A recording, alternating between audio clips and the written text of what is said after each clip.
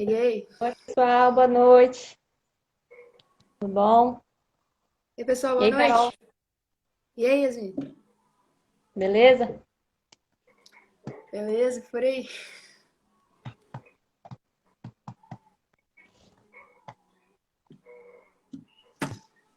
Vamos esperar um pouco o pessoal entrar pra gente começar? Bastante gente entrando já.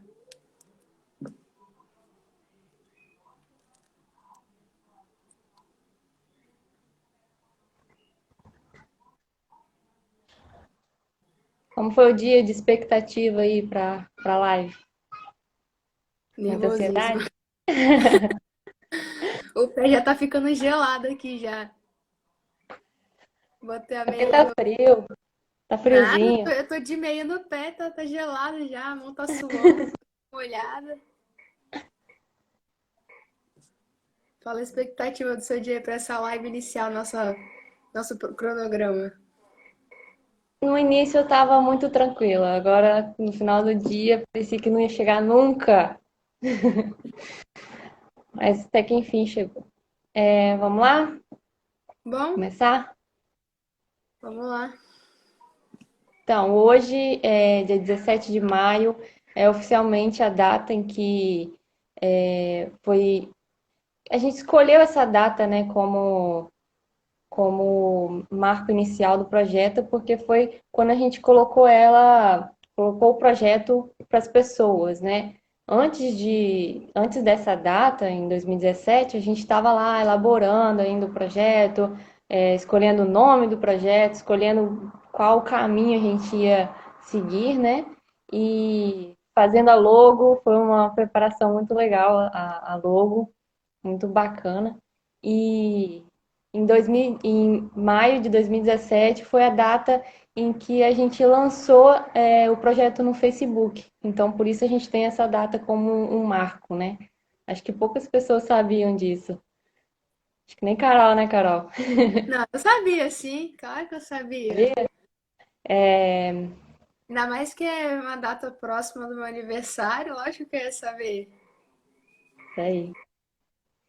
E então, a nossa ideia inicial, né, quando a gente começou o projeto, eu estava um pouco perdida do que trabalhar, onde atuar e tudo mais, e eu tentava buscar alguma coisa, né? Alguma, algum foco, né? E eu sempre tive uma paixão muito grande pelos marsupiais desde a época do TCC.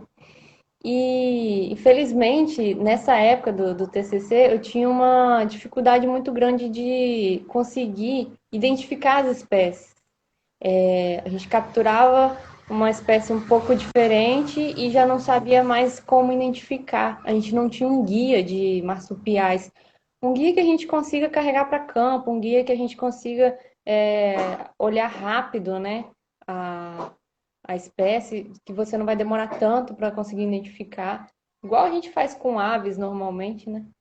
E aí eu não me acostumei com a ideia, como pesquisadora, eu não tinha me acostumado com essa ideia é, de ter que pegar um espécime daquele e taxidermizar e tombar num museu, né? Eu não consegui me acostumar com essa ideia de ter que matar um animal para descobrir quem é ele. Então, eu tinha essa dificuldade, eu tinha esse problema. Então, acho que a ideia do projeto começou a partir desse problema. Eu queria saber mais, eu queria entender melhor as espécies de marsupiais e também a gente quer ainda fazer algo em relação a conseguir identificar essas espécies sem ter que matar o animal, sem ter que levar ele para uma universidade e tombar, né? Sem ter que fazer todo esse processo. A nossa ideia inicial é trabalhar com a fotografia, que é o que o Últimos Refúgios trabalha hoje, né? Assim, é o carro-chefe na nossa instituição. Então, a ideia inicial começou a partir daí. Querer conhecer os marsupiais, ir para campo, capturar eles, fotografar e a partir dessas fotos fotografias de detalhes de cada animal, a gente conseguir criar os padrões e poder identificar essa, essas espécies a partir de padrões da morfologia externa deles, né? E foi assim que começou o projeto. A partir daí, a gente acabou indo para um outro lado, né? Que é o lado da difusão científica, que eu vou até falar um pouco mais para frente, mas que eu acho que foi o mais forte do projeto até hoje, essa questão da difusão, de você mostrar para as pessoas o que que a gente tem, como é que é e tudo mais, né? Tipo, as pessoas não sabem que tem marsupial no Brasil, isso é complicado, né? E aí a gente queria mostrar para as pessoas que tem marsupial, que elas têm importância para a gente, assim como tem para a natureza. E acho que o projeto ele se baseou bastante nessa questão. E, e foi assim que o projeto começou e depois a gente começou a ir para outras atividades, outras coisas. Antes também, né, de eu começar a falar, de se apresentar, né, eu sou sou Carol, bióloga, eu sou voluntária aqui do Projeto Marsupiais há 2 anos, tem bastante tempo que eu estou aqui. A Yasmin, que acabou de falar, ela é a nossa coordenadora e fundadora do Projeto Marsupiais, né, graças a ela que o projeto existe, é graças a ela também que o projeto continua com suas atividades. E ela falou bastante sobre a criação, né, do projeto, da onde surgiu essa ideia da cabeça dela. Putz, por que eu vou trabalhar com marsupiais, né? E pelo nosso projeto também, ele tem uma missão muito bonita, como ela também já falou. A gente tá tentando trazer e tem conseguido bastante também, trazer a empatia da sociedade, né, para os nossos marsupiais. Mostrar para a sociedade que não existe só o marsupial canguru, que é lá da Austrália, que nós temos marsupiais brasileiros, né? Sim, também. E nós, como nós somos um projeto do Espírito Santo, nós também temos um objetivo muito grande e bonito de tentar mostrar para a sociedade e mostrar, né, a fauna de marsupiais que nós temos aqui na nossa Mata Atlântica, que nós ainda, com certeza, nós vamos crescer mais ainda, vamos mostrar todos os outros marsupiais do Cerrado, da Caatinga, né? Mas como o projeto tem atuado ainda no Espírito Santo, que o bioma é a Mata Atlântica, nós estamos tentando mostrar para a sociedade, né? Toda a nossa fauna de marsupiais presentes aqui, que com isso nós vamos estar conseguindo trazer a conservação deles também, né? Então, e a conservação dele, por quê? Né? Para mostrar a importância deles para a sociedade, né? Para nós e para a nossa natureza. E para a gente estar ajudando, né, na parte da nossa conservação, a gente tem algumas atividades bem legais que o projeto está atuando, né? Nós trabalhamos com a parte da difusão científica, que a Yasmin comentou agora também, que é através das imagens, né? Através de imagens para publicação nas nossas redes sociais, tanto do projeto quanto do próprio instituto mesmo, que é da onde o projeto faz parte. Nós também estamos começando a desenvolver questões de educação ambiental, né, nas escolas, com as crianças, projetos de educação ambiental também para fora das escolas, né? Questão de pesquisa científica, trazer conteúdo científico, né? A questão também do guia, que a Yasmin falou, um guia, nós temos uma meta de fazer um guia de identificação, da mesma forma que ela falou, de não ter que fazer a coleta desse animal em natureza e tombar ele para algum tipo de registro. A gente ter esse dado já em um livro, um guia de campo, para poder estar fazendo a identificação desses animais. É um sonho, né, fazer esse guia, vai ser por onde a gente começou e vai ser uma coisa muito bacana se a gente realmente conseguir realizar e conseguir até provar que a gente consegue, porque realmente vai ter que ser um estudo para poder fazer isso, porque tem espécies de marsupiais que são muito parecidas, a identificação é muito complicada, uma identificação visual, né? E vai facilitar muito, né, se a gente realmente conseguir. Hoje, eu não sei se lançaram já, mas eu acho que estavam para lançar o Guia de Marsupiais do Brasil. A Sociedade Brasileira de Mastozologia, ou de Zoologia, Masto, né? Mastozou. Masto. Tá lançando esse livro, esse guia, E ele é pequenininho, ele é bom para levar para campo, se for necessário, né? Mas olha quando a gente está lançando esse livro, em 2020. Então, tem um atraso muito grande com relação aos marsupiais, né? E dependendo do tipo de marsupial também, como é uma das nossas metas, né, de fazer a produção de um guia de campo fácil, né, um guia compacto que dê para colocar no bolso da mochila, no bolso da calça, né? Muitos marsupiais a gente vai ter que fazer um dado morfológico nele, né? Fazer as coletas em campo, fazer coleta de pelos, né? Que a gente possa fazer a identificação desse animal pelo pelo dele, identificar a espécie para estar designando ele a uma imagem no livro para a espécie tal, né?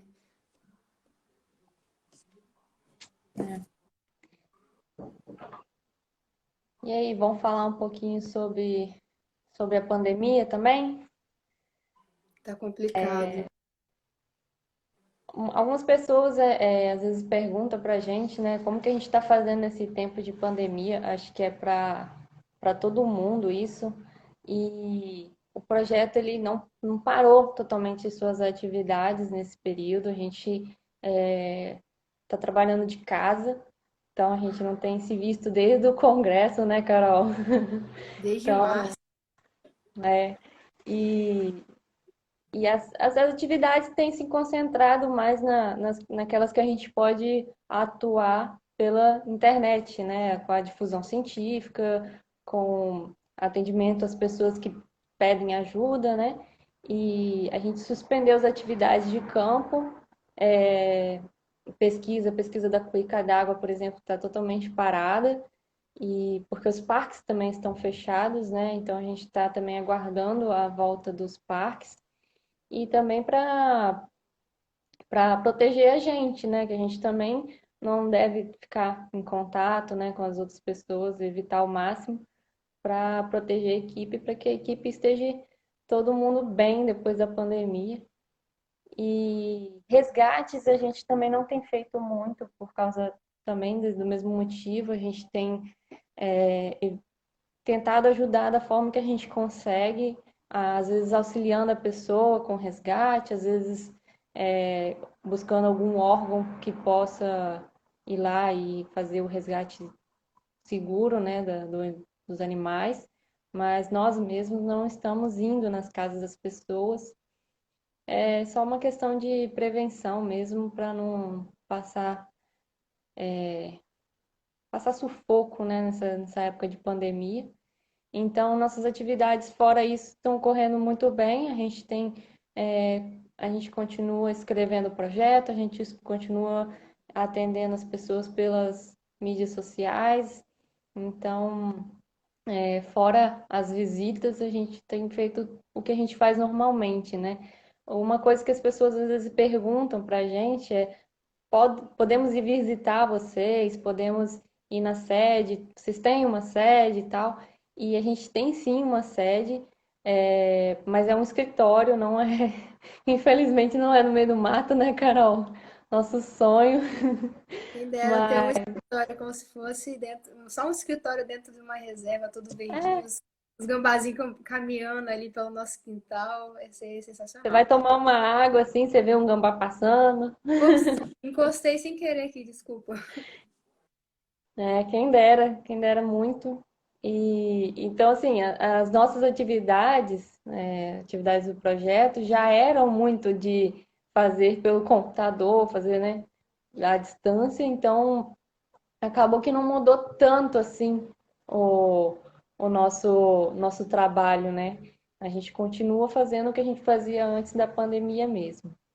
E uma outra coisa que mudou são as palestras, né? Que a gente participava de algumas palestras, a gente ia em alguns eventos. A gente até estava para ir num próximo aí que é o Simbioma, e infelizmente não vai ter mais o Simbioma presencial, vai ter um online. Então, eu acho que a forma que a gente vai poder participar dessas atividades, né, de palestras e dar palestras, ou então ir com um stand de produtos, agora vai ser de forma online. Então, essa questão de lives vai ser bem frequente daqui para frente.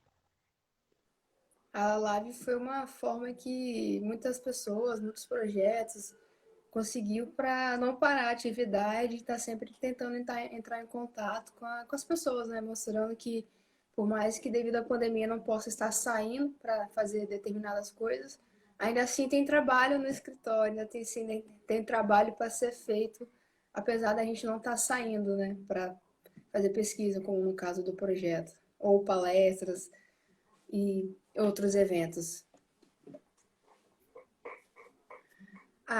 Teve uma pergunta aqui rapidinho que fizeram, que dá uma lida agora mesmo para você. Para você? Pode ser. Uma pessoa falou aqui que mora na cidade, e o marsupial que ele tem mais contato visual é o gambá, que é uma fauna urbana.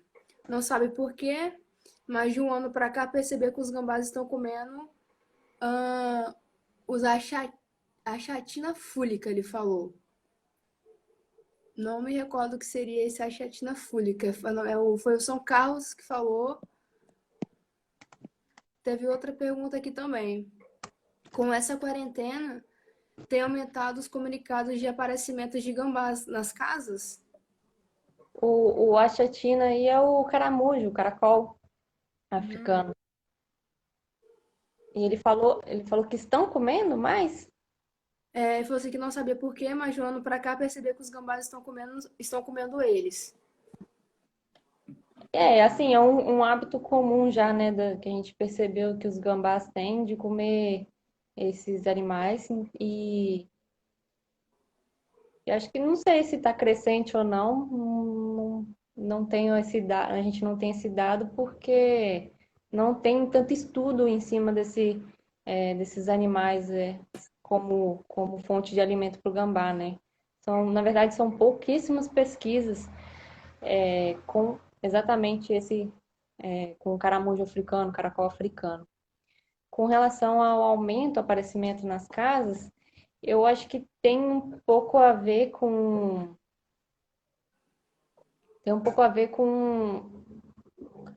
a questão da urbanização em si e não sei, com outro fator, mas eu acho que a área urbana está expandindo tanto que os animais estão cada vez mais se aproximando de nós. E o gambá é um animal que ele se acostuma muito fácil, né, com a vida perto do ser humano. Apesar da gente ainda ser um risco para ele, né, apesar de muitas pessoas ainda matar, ele se sente bem, se sente tranquilo em estar com a gente, né. É, alimento tem de sobra para ele, então ele acaba realmente, acho que se aproximando mais. E até um dos problemas também que um dos maiores problemas, na verdade, que a gente tem, que foi até algumas pessoas fazem as perguntas pra gente, né, do porquê a gente acaba resgatando, né, esses animais e cuidando e fazendo a sua posterior soltura. E é uma das coisas que eu tenho muito comigo, que é se a gente resgata um animal, por exemplo, a mãe foi encontrada atropelada, né? E tinha filhotes com ela no marsúpio, ou até mesmo já eram filhotes maiores e estavam nas suas costas, né? Porque quem a gente vai resgatar esses filhotes, já que a mãe morreu, vai reabilitar e vai soltar, né? Esses animais, eles sofrem muito com o impacto antrópico da população, né? Seja eles através de atropelamento, por eles serem animais sinantrópicos, o que é um animal sinantrópico? Né? É um animal que acaba tendo um contato maior com a gente. Então, por eles terem se tornado um animal sinantrópico, eles convivem muito com a gente e acabam que eles sofrem as consequências disso, que é os atropelamentos, os ataques de cachorros, né? Eletrocução, por causa do que eles podem andar em algum lugar que tem um fio exposto e acabar tomando choque, né? Maldade, pura maldade às vezes das pessoas, de simplesmente matarem por matar mesmo. Outras pessoas acontecem de achar que o gambá, a muitas pessoas, é um rato e possa transmitir algum tipo de doença para ele, sendo que o gambá ele não transmite nenhum tipo de doença para a gente, né? A contaminação, a perda de habitat deles também com a urbanização, isso acaba trazendo eles muito para dentro trazendo muito para próximo da gente, mais do que eles já estão, né? Que é a perda do seu habitat, questão da poluição também por muitas empresas. Então a gente reabilitar eles e as pessoas falarem assim, ah, mas é a lei da natureza, mas é muito complicado a gente querer falar hoje em dia de lei da natureza com o com tanto que nós estamos interferindo, né? Então é muito difícil falar se é a lei da natureza ou se não é pelos impactos antrópicos que nós estamos gerando, né, no ambiente. Então, com isso, a gente também não está superpopulando os ambientes com os gambás, porque se esses animais, por exemplo, a mãe que foi atropelada não tivesse sido atropelada e ela não tivesse morrido, ela iria terminar o ciclo daqueles filhotes, aqueles filhotes iriam crescer, eles iriam se tornar animais totalmente independentes uma hora e iriam estar livres e vivendo soltos. Então a gente não está interferindo nem. É complicado falar que a gente está interferindo na lei da natureza por ser algo muitas vezes antrópico, atropelamento, ataque de cachorro, que a gente mais recebe quando a gente faz reabilitação. É ataque de cachorro, é animal que foi atropelado e encontraram um filhote. Então, é complicado falar se é ou não a lei da natureza, né, nesses casos. Não sei se você, Carol, e as pessoas sabem, mas existe um festival, se eu não me engano, é na Flórida, e em que eles meio que maltratam os animais, eles pegam os animais para realmente judiar deles. E recente eu até vi uma notícia falando sobre a suspensão desse festival, que é nada mais que uma crueldade, um ataque à vida silvestre. E, tipo, não tem nem como gostar de uma coisa dessa. Imagina, você pega um gambá para bater, cara, para espancar. Imagina isso. Surreal. E até pouco tempo atrás existia isso na Flórida, existe ainda, é uma cultura deles, coisa mais ridícula. E isso não é nada natural, não é nada que a natureza vai repor de alguma forma, sabe? Então, eu acho que o trabalho de resgate de fauna, ele é muito importante para manter um pouco também do equilíbrio, que a gente mesmo faz o O desequilíbrio, né? Então, desequilíbrio. a gente está meio que compensando o mal que a gente faz de alguma forma. E é impressionante, as pessoas realmente perguntam para a gente: ah, vocês não estão devolvendo muito animal para tal área? Não, nós não estamos superpopulando uma área. E existem estudos para essa questão também, de você não superpopular uma área específica, né? E existe todo um trabalho também de você. Existem duas possibilidades, né? Ou você pega o animal onde você resgatou e solta nas proximidades, em alguma área natural, ou você pode também querer, né, levar ele para uma área um pouco mais longe, para ter um fluxo genético. Só que quando você entra nessa questão do fluxo genético, você tem que parar para pensar também na questão de você estar levando riscos para aquela outra área. Uma doença que não está naquela área e que está na área um, que não está na área 2, você pode estar levando, transitando isso. Então, por isso, até hoje, a gente sempre escolheu soltar os animais nas áreas ali mais próximas da onde ele foi resgatado, porque aí o risco seria menor da gente estar influenciando nesse ambiente, né? Visto também que a gente ainda não tem feito estudos sobre a questão das doenças, né? A gente não tem conseguido ainda fazer essa coleta de informações. Mas eu acho que é super importante o trabalho de resgate de fauna, exatamente por isso, para a gente tentar manter um equilíbrio no desequilíbrio que a gente causa. É porque queira essa questão que você falou, porque por mais que sejam animais de mesma espécies, o animal que é, por exemplo, daqui de Vitória, mas um animal que foi encontrado em Vila Velha, por mais que sejam mesma espécie, são espécimes diferentes. Então, o espécime de Vitória que foi resgatado, muitas vezes ele pode trazer algum problema para as espécies de Vila Velha, que elas não tiveram contato, talvez por um fungo ou por uma bactéria. Então, é sempre priorizado, como a Yasmin falou, soltar os animais na área que foi encontrado, ou se aquela área que ele foi encontrado gera um grande risco que ele vai acabar voltando para a gente, ou pode aparecer morto, a gente procura alguma área verde, próxima, preservada, para estar fazendo essa soltura.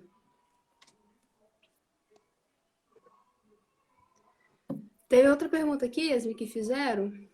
É, perguntaram aqui, conta como foi conviver com a Penélope. Muita gente tem preconceito porque não conhece. É, a gente teve um caso, né, aqui, para explicar melhor quem é a Penélope, né? A Penélope foi uma gambazinha que a gente teve contato no CETAS, no IBAMA, e ela foi resgatada junto com outros irmãos. E no processo ali de cuidados, os gambás, eles têm um hábito meio que canibalista, né? Meio não, é realmente canibalista. Então, eles têm esse hábito de se comer, né? Então, quando eles são filhotinhos, eles mordem muito a orelha e a cauda.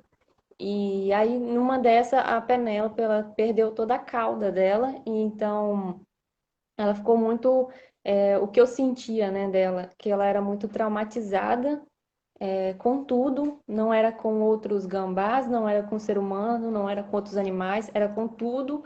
Ela tinha muito medo de tudo e ela tinha um desequilíbrio. Aí a gente decidiu, nós biólogos, né, e também o pessoal lá do IBAMA, os especialistas, decidiram que ela não seria apta para voltar para a natureza. Então a gente manteve ela em cativeiro até que eu sugeri para eles que a gente ficasse com ela, né? O projeto pudesse cuidar dela. E, e aí ela ficou na minha casa, ficou comigo mesmo. E eu deixava ela até dentro de casa, porque ela era tão medrosa, eu tinha muito medo de qualquer coisa acontecer com ela, né? Então eu deixava ela no meu quarto e eu passei um ano com ela dentro do meu quarto. Nunca tive problema nenhum, com relação à doença, com cheiro, com nada disso, mas eu vi que estava ficando uma situação assim muito chata para ela, porque ela, pelo medo dela, ela não conseguiu se acostumar muito bem comigo, mesmo eu dando ali todo o carinho que eu pude para ela, né? Ela não se adaptou ao ponto de ficar mansa, de ficar. Tem gambás que pedem até carinho, né? Então a Penélope foi uma gambá que não queria saber de carinho, ela queria saber de deixar ela quieta dormindo o dia inteiro, a noite toda. Quase me E, mordeu já também. e aí eu vi que ela estava ficando muito incomodada comigo, assim, sabe? No quarto. Eu acho que ela queria me expulsar do meu quarto. Então, aí eu fui e criei um viveiro para ela, né? E mantive depois ela mais um ano no viveiro. E aí eu deixei uma arvorezinha dentro do viveiro, tinha a casinha dela fechada. E assim, eu vi que ela estava bem e permaneceu ali, né? Eu coloquei uma câmera, filmava ela de noite para ver se ela estava tendo alguma atividade. Então, assim, eu fiquei 2 anos com ela em casa, nunca tive um problema, assim, de saúde, de nada, nunca achei um carrapato nela. E lá na região onde eu morava, tinha muitos animais, então, se fosse para ter, teria, né, carrapatos. Então, nunca achei nada de errado com ela. E realmente é um preconceito muito grande das pessoas com relação ao cheiro, com relação à aparência, o que eu acho uma sacanagem, porque o bichinho é muito fofinho, muito lindo. Eu sou suspeita, eu sei, mas ela é muito fofa e cheiro, É, nossa, eu nunca tive nada com ela, sabe, de cheiro, de problema com isso. Essa questão das pessoas acharem que gambá fede é super equivocada. E eu acho que é isso. Eu acho que as pessoas elas têm esse preconceito porque realmente não conhecem, não sabem o que é o animal direito, né? Tem uma falsa, aquela coisa do Pepe-Le-Pew, né? Que chamam de gambá e confundem por causa disso e acham que o gambá brasileiro, o nosso verdadeiro gambá, vai soltar um fedor horrendo na gente. Mas é pura besteira, pura mentira. E eu acho que é isso. Não tem que ter preconceito, não. e a Penélope tem Instagram, né? Tem, tá meio parado porque eu não consegui retornar pro Instagram dela depois que ela morreu, não. Tem Mas, que dar uma animada lá depois. bom, eu posso falar essa pergunta que eles falaram aqui, que era até uma coisa que eu ia falar por agora também. Perguntaram aqui em qual estado a gente está atuando, né? E se a gente recruta voluntário para auxiliar no projeto, né? Então, o projeto atua e é do Vitória Capital, do Espírito Santo, né? Nós temos sim nossa parte de voluntários e estagiários, só que nós estamos tentando no momento trabalhar através de edital, né? Assim que tiver abrindo vaga, assim depois que passar a quarentena, né, a gente vai tentar lançar um edital para voluntário e para estagiários, né?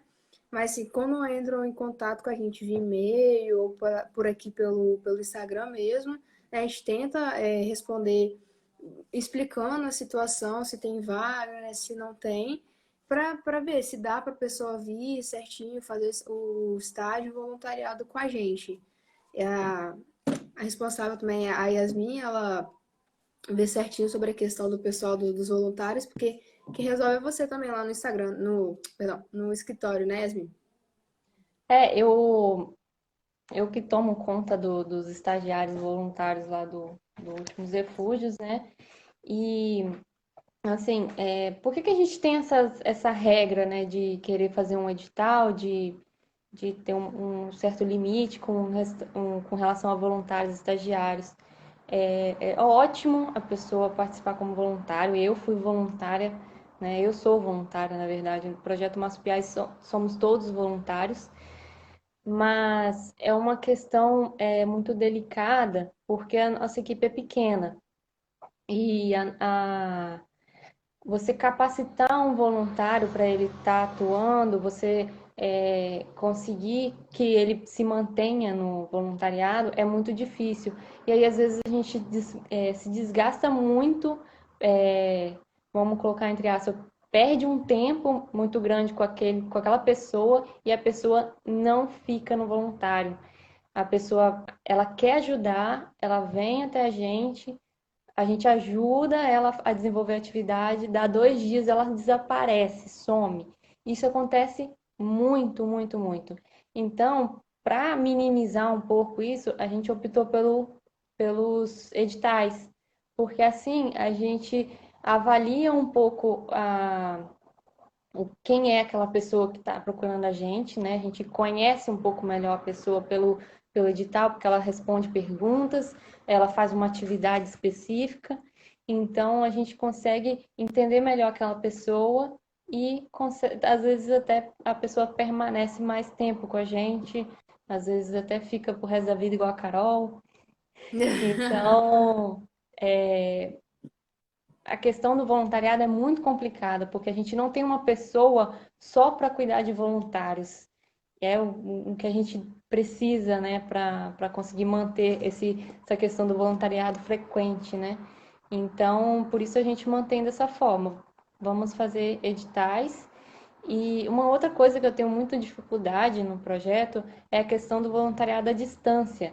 A gente não, às vezes a gente mal conhece a pessoa, às vezes, quando a gente conversa com ela por telefone, é super estranho, porque a gente está ouvindo a voz da pessoa pela primeira vez, a gente já imaginava outra coisa, sabe? A gente cria toda uma ideia da pessoa e depois vai mudando, né? E aí o voluntariado à distância ele fica um pouco restrito, porque a pessoa acaba não conhecendo muito bem a gente também, então às vezes não rola aquela troca de ideias mais rápida, mais fácil. Então, a gente tem preferência, às vezes, por estagiários e voluntários presenciais. Então, agora, nesse momento de pandemia, a gente não está aceitando, não está fazendo nenhum edital, exatamente por isso, porque para a gente meio que não vale a pena agora. Daí, quem tem interesse, quem tem real interesse, vai procurar a gente de alguma forma. Já aconteceu várias vezes, a gente acabou de receber uma voluntária que está firme e forte, tem acho que uma semana que está com a gente, e vamos torcer para ela continuar. Ela procurou a gente, conversou, a gente trocou ideia e começou assim. Então, acho que vai muito, parte muito da pessoa querer realmente atuar, sabe? Porque a gente não tem uma pessoa para ficar respondendo e-mails todos os dias, então a gente demora para responder e-mail porque a gente não tem um grupo muito grande, né, de pessoas, então essas coisas assim a gente acaba se atrapalhando um pouco e acaba demorando. A pessoa às vezes não tem essa paciência, né, de às vezes também esperar e tal, então a gente acaba perdendo as pessoas também por isso.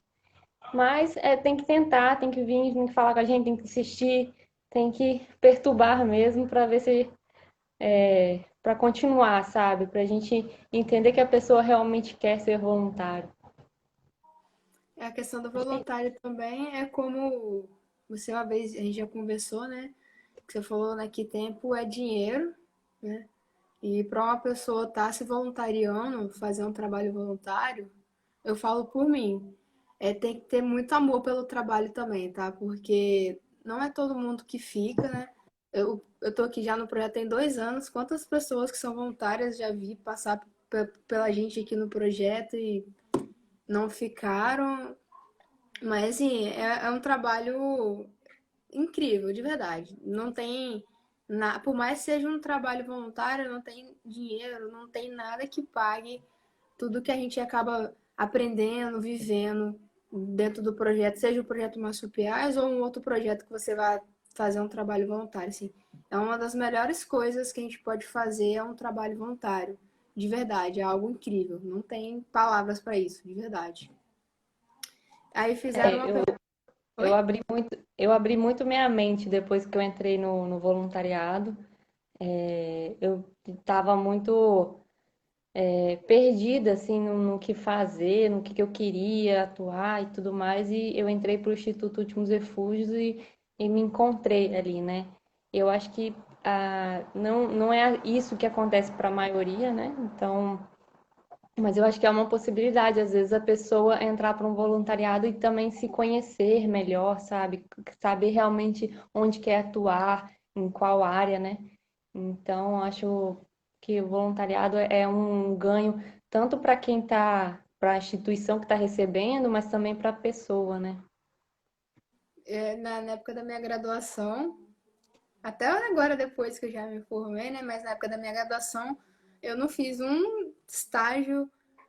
Na verdade, eu fiz um estágio remunerado no último período da faculdade, porque do primeiro período ao sétimo período da minha faculdade foram tudo trabalho voluntário, seja na parte de educação, aqui no projeto que eu continuo até hoje, na área de pesquisa marinha. Eu fiz voluntariado em tudo quanto é canto nesse lugar, exatamente para isso, para descobrir uma área, para abrir a minha mente para tudo que a gente pode ter possível nessa área que a gente tem, que é a biologia, né? Carol, eu queria fazer uma brincadeira aqui também com a galera que está online. Hum, Eu queria saber quem é da biologia e, se possível, eles irem respondendo sim ou não, né? aham. E aí a gente vai acompanhando aí para a gente ver mais ou menos qual o público que está assistindo a gente. E quem não for de nenhuma área, que for de outra área, né? Sem ser Ou biologia então a veterinária, pessoa falar se é da área da biologia ou se é da área da veterinária, que eu acho que é os maiores públicos, ou então cada um falar a sua área, acho legal. a Faz Ravena aí a perguntou próxima aqui pra pergunta. gente como que a gente está auxiliando as pessoas em relação aos encontros com gambás em área urbana nesse momento da quarentena, uma vez que o nosso resgate está complicado por conta de estar tudo parado, né? Então, a gente tem que avaliar, né, se o animal ele precisa de resgate ou não. Então, muitas vezes as pessoas elas procuram ajuda porque o gambá está rondando a casa dela, mas que ela mora perto de uma área de preservação. Nesse caso, a gente não tem como fazer um resgate, porque a gente vai estar tirando o animal da área que é dele, sabe? Então, não faz sentido. Então, a gente tenta auxiliar dessa forma, de descobrir realmente qual é o problema da pessoa e tentar solucionar aquele problema específico. Se precisa de resgate, aí a gente tenta os órgãos ambientais que continuam trabalhando nesse período de pandemia. Ou muitas vezes também eles entram em contato aqui pela gente mesmo, pelo Instagram, ou pelo Facebook, pedindo orientações, né? E a gente consegue orientar pela própria mídia mesmo e resolver o problema. No caso, muitas vezes o caso do animal, que não precisa de um resgate, só de um remanejamento, né? De tirar da casa da pessoa e botar em uma área verde preservada, se ela estiver disposta a estar fazendo isso. E a outra pergunta. Carol, Oi? vamos só falar do último tópico aqui, que falta 20 minutos para acabar a live. Beleza. E aí depois a gente responde todas as perguntas que tiverem, pode ser? Bora. A gente queria falar um pouquinho também para vocês do que é um projeto de conservação, qual é a sua importância, e também da difusão científica, que eu acho que o nosso maior atividade, né? E assim, é, a questão dos projetos de conservação, né? Por que que eles existem? Por que que eles estão tão presentes, né? E eu acho que é uma questão de voltar ops. Eu acho que é uma questão de voltar ao porquê que a gente faz resgate também.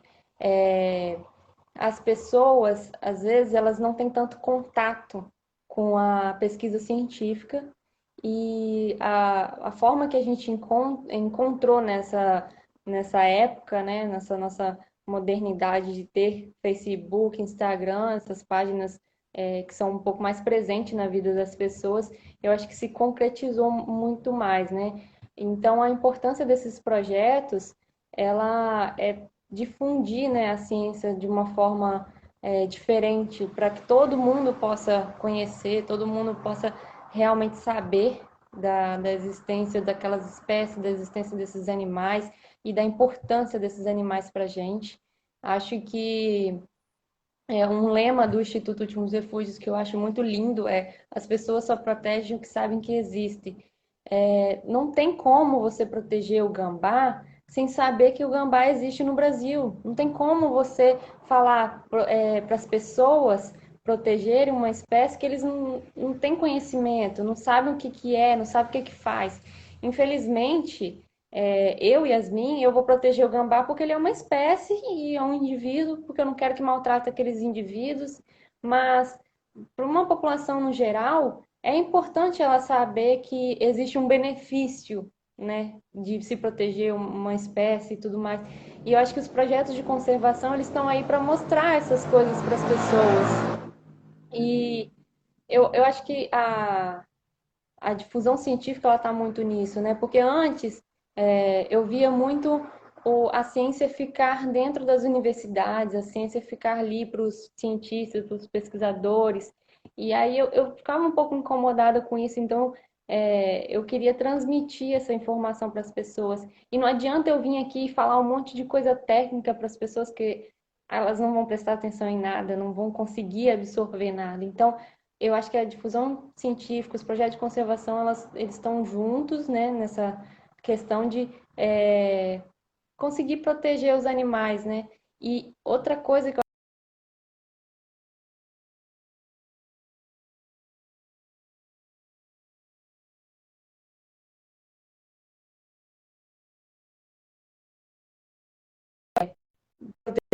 eu acho no Brasil, a gente tem que ter uma forma de unir essas pessoas. Então, você, você pegar essas 5 pessoas e transformar isso num difusor de ideias, de mostrar para o restante da população do Brasil, né, que existe essas espécies, existe essa importância e que para que essas pessoas também se unam aos projetos de conservação. Quem é Yasmin, quem é Carol, quem é Projeto Marsupiais, se não tem todo esse público para ajudar a gente a disseminar a informação, a fazer a conservação realmente acontecer, sabe? Então, eu acho que a importância dos projetos é muito grande por isso, né? De poder que todo mundo possa participar dessa conservação, de todo mundo saber o que está protegendo, conhecer realmente. Acho que é isso. Os projetos, eles estão aqui eles são assim, se não houvesse projetos, né, esses projetos de conservações, né, igual o projeto Marsupiais, né, os outros projetos que nós temos aqui pelo Brasil, muita coisa não se saberia e muita coisa se perderia junto com essa fauna, né? Então, muita coisa que a gente tem hoje devido aos animais, igual, por exemplo, os gambás, né, que foi registrado que são animais polinizadores, por exemplo, muita coisa a gente estaria perdendo junto a eles se a gente não tivesse conhecimento e trouxesse a conservação deles para a nossa sociedade. Então, vai muito além da gente conservar aquele animal. A gente está conservando e preservando todo o ambiente que ele e nós automaticamente estamos vivendo também. Então a gente não pode pensar só, a sociedade não pode pensar só no animal também, né? Assim como as pessoas falam, não, estão preservando só o animal, mas o que esse animal faz de tão importante assim? Tem que lembrar que nós vivemos junto com eles, é uma natureza só, é um ambiente só. Então a gente está preservando tudo. Nós estamos preservando ele, preservando o ambiente que ele mora, preservando o ambiente que nós moramos também. Exatamente. E difusão É, científica está se tornando tão importante que está virando até especialização, né? Pós-graduação e tudo mais. Então, acho que é uma coisa que tem crescido bastante no Brasil. assim, é, fizeram uma pergunta aqui pra gente, né? Pouco antes de você começar a falar, perguntaram sobre a questão do canibalismo, que você havia falado sobre a questão da Penélope, né? Que é comum quando só algum filhote tem machucado, se é um comportamento comum entre eles, né? Eu acho que é um comportamento comum, porque às vezes o animal está super saudável e um outro irmão vem e acaba atacando, né? E tem muito a ver com a questão de ser muitos filhotes, né? Tem em livros falam que o gambá ele pode ter até 20 filhotes na gestação, durante a gestação, mas só 10 que chegam a realmente se desenvolver, crescer, né, e tudo mais. Já peguei fêmeas com filhotes que tinham apenas 2, 4 filhotes dentro do marsúpio, mas também há o casos de terem muito mais. E a gente sabe que no decorrer ali do desenvolvimento deles, a própria mãe pode estar matando alguns indivíduos que ela vê que não vai vingar, né, que não vão se desenvolver, porque às vezes é muito filhote, então um ou outro pode realmente nascer com algum problema, então ela acaba preferindo se alimentar do que é, se desgastar, né, ter tanto esforço ali para manter aquele animal. E eles, entre si, devem competir muito, né? E acabar com esse canibalismo também para se proteger, para ter o alimento deles de uma forma. Então, eu acredito muito que não tem a ver com machucados, tem a ver realmente com o comportamento deles. É muito comum também, é comum sim essa questão que está falando sobre o canibalismo. Nas épocas que a gente teve, as épocas passadas de reabilitação, era muito comum ter às vezes 4 filhotes de gambá, né?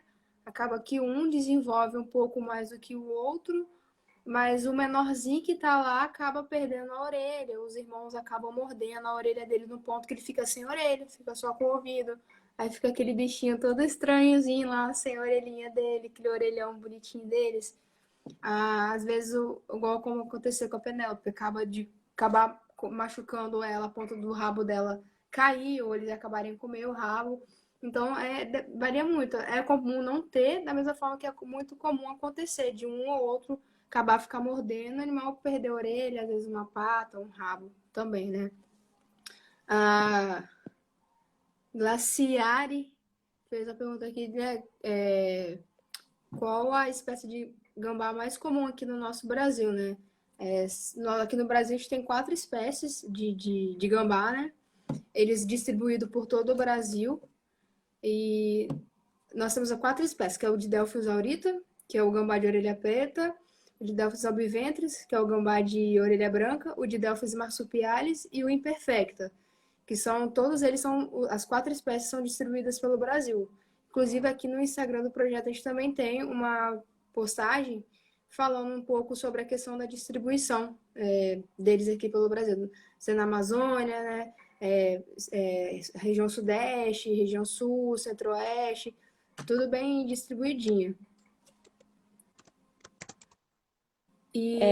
Elas não se sobrepõem, essas espécies. É interessante falar isso porque cada uma ocorre mais ou menos numa região, numa área, né? Aqui o aurita ele ocorre aqui no Espírito Santo, na região mais litoral, e as outras espécies em outras regiões específicas, elas não se sobrepõem.